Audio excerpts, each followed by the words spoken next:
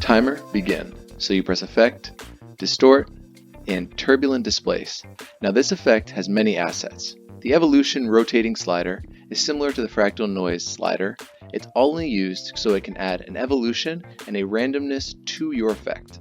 The complexity slider changes the level of complexity, going down to a smaller and smaller pixel size the higher the complexity slider gets. The size slider goes from positive 1000 to 2. It changes the overall ripple of the shot and has a very liquefied look, as if a penny or a rock falling into a pool of water. The amount slider changes the overall motion and movement of every single pixel in long tangential lines. Now what you do is I'm going to turn these sliders to a very small amount, 0, 0, and 0, and make keyframes. Now at the 10-second mark, I'm going to turn all these things up very high. And then you will see, at around 10 seconds, the shot turns into a very fractured mess.